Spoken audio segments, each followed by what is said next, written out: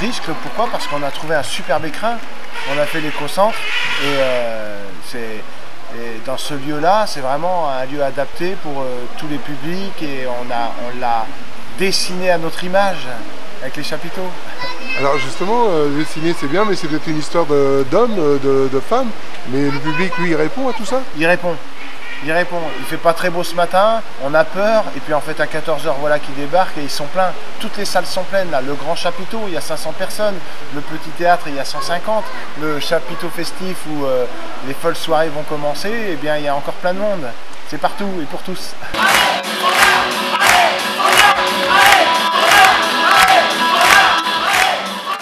Alors ça doit pas être évident quand même de tenir déjà 15 ans, si?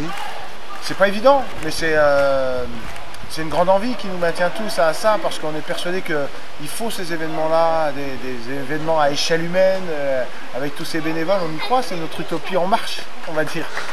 En marche, c'est pas tout à fait juste. Voilà. Notre utopie, on m'a volé le slogan, non? Oui, c'est ça, c'est ça. J'ai découvert un concept magnifique et merveilleux qu'ont inventé nos femmes et nos hommes politiques. Et là, j'ai réussi à faire une chanson, ça s'appelle La Parité. Il n'y a pas d'urbain ici. C'est super facile de faire une chanson. Quand moi j'étais petit, j'habitais la campagne. Et je savais que le théâtre existait, sans doute, mais mes parents pensaient que c'était pour les gens qui étaient bien habillés et intelligents, disait ma mère. Alors j'ai jamais été au théâtre. Et puis un jour j'ai rencontré le théâtre, bien plus tard étudiant. Et je me suis dit, ben bon sang, c'est essentiel pour tous. Alors c'est pour ça qu'on s'est dit, dans les milieux ruraux, ici en pleine campagne, créons cette utopie culturelle, cet accident du spectacle, c'est-à-dire amenons l'imaginaire, la créativité de tous les artistes dans nos campagnes au détour d'une vraie fête populaire. Et donc les ruraux sont là, ont répondu ouais, ils sont vraiment là, les gens du territoire, mais ils viennent de plus en plus loin aussi parce que dans les villes ils se disent ah, là-bas il y a une bulle d'air, une échappée belle. Donc on s'adresse évidemment en priorité, j'ai envie de dire, aux gens du territoire. C'est vraiment notre démarche politique dans le sens noble du terme. Animons notre territoire, soyons là au bon moment, quoi. Il y a quelques jours j'ai fait un rêve incroyable. J'en ai fait deux en fait. Le premier, c'était que vous vous battiez avec des barres de fer. Je vous jure que c'est vrai. Et Christophe, il avait du sang partout et je pleurais. Et puis l'autre, le lendemain, pour vous dire que c'est pas facile une semaine de bénévolat, il n'y avait personne. C'était l'après-midi. Il y avait Aristobule qui jouait devant 5 personnes. Je disais à Christophe, mais putain, mais qu'est-ce qu'on a fait? Qu'est-ce qu'on a loupé? Il y avait Thierry des poissons, seuls les poissons, là, sous l'envers. Il disait, putain, les gars, j'aurais pas dû venir. Vous êtes là. Merci.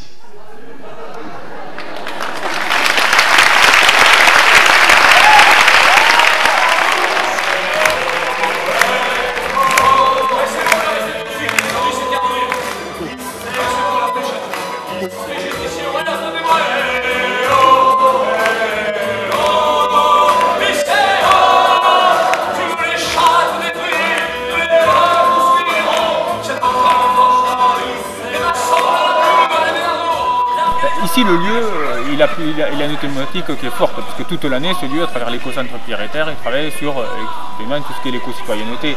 Donc nous, on est là pour prouver à l'année que c'est possible de vivre, de fonctionner différemment. Le bâtiment qui est à notre gauche, c'est un bâtiment qui est en boîte de paille porteuse, qu'avec des enduits à la terre, qui fonctionne sans système de chauffage l'hiver, avec une température maintenue à 22 degrés, et sans clim l'été. On ne dit pas que c'est facile par contre, tout ce qu'on fait. Mais on dit que c'est possible. Donc c'est un peu cette thématique forte qui est le fil rouge conducteur fort de la partie éco-centre Pierre et Terre, qui est ramené et conservé ici dans le festival, puisque 99% des produits que l'on consomme ici sont des produits bio, de saison et de proximité. On conserve cette thématique qui est importante pour nous, présente et portée par l'éco-centre Pierre et Terre, ici, dans le cadre du festival Spirale. Et c'est important, parce que ça montre aussi que dans le cadre de l'événementiel, on peut arriver à fonctionner en respectant un petit peu ces critères qui sont la solidarité, qui sont le respect de l'environnement, qui sont l'économie circulaire, les circuits courts, le tri des déchets, voilà, qu'on peut respecter un petit peu toutes ces thématiques. Robert va jeter un objet, parmi nous. Et la personne qui recevra cet objet, etc., elle pourra manger l'objet.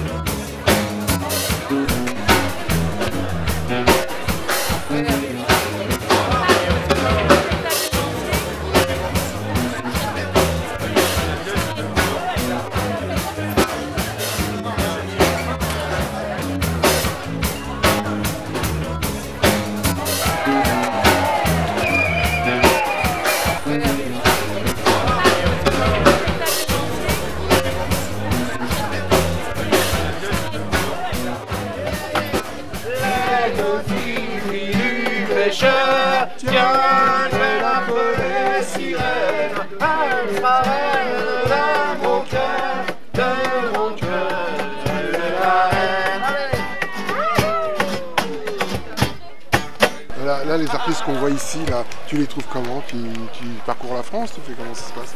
Je vois beaucoup de spectacles. Je suis un fan de spectacles. Depuis que j'ai découvert ce monde-là, j'en vois beaucoup. J'en vois environ un peu plus d'une centaine par an actuellement. Je suis un de ceux qui a voyagé, qui a trop de choses à raconter. Quand la grand-mère m'a adopté, je faisais miaou, je buvais du lait. C'est Avignon, c'est des grands festivals connus, Chalon, dans la rue, Aurillac, Libourne, Marseille, et puis beaucoup de salles. Enfin, je fais des kilomètres aussi pour voir des spectacles parce que j'adore ça. Moi, j'ai pas de télévision, c'est ma petite drogue à moi, mon plaisir, mais des spectacles vivants. Et donc, je les rencontre. Et puis, la plupart du temps, je parle de cette aventure. On a une fidélité à Spirale vis-à-vis des artistes qu'on accueille, vraiment. Approche, isole. Regarde dans le creux de mon oreille, et dans le creux de l'oreille bleue, la petite Isole a trouvé là une grande tasse d'huile de pain beurré. Et elle s'en est régalée. Avant de venir ici, c'est la première fois? Non, c'est la troisième fois que je viens à Spirale. La deuxième fois sur ce lieu, j'étais allé à Arblade au tout début. Et là, c'était du gâteau ce soir. Le public était chaud. Voilà, c'était du gâteau. Peut-être qu'en Yougoslavie, on appelle plus les drôles Slobodan! Slobodan, tu viens, c'est l'heure, on casse la croate! Alors ici, le public, il est comment? Le public ici, il s'attend à avoir des spectacles de qualité parce qu'il a été habitué à ça.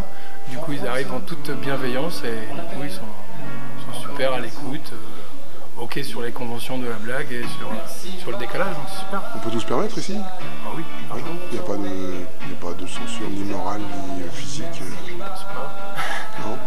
Et alors, aussi peut-être d'ailleurs une censure, j'ai pas essayé de faire des vraies chansons de droite, je sais pas si Michel Sardou a été programmé à risque. Peut-être qu'il y a une censure quand même. Merci maréchal pour ton héritage. Et tout ça, ça coûte de l'argent quand même? Ça coûte de l'argent. Et le public est très important parce que sans lui, ben, voilà, on ne pourra pas continuer cette aventure. Elle est éminemment puissante parce que voilà, il y a tout ça qui existe. Et en même temps, elle est très fragile parce qu'on tient un peu de choses. Évidemment, il faut payer ses artistes. Ils font tous des gros cadeaux parce que je crois que c'est les plus gros producteurs du festival Spirale à Histoire. Ils sont là, pas pour devenir riches, pour participer à cette fête, mais quand même, ça a des coûts et on est un peu suivi.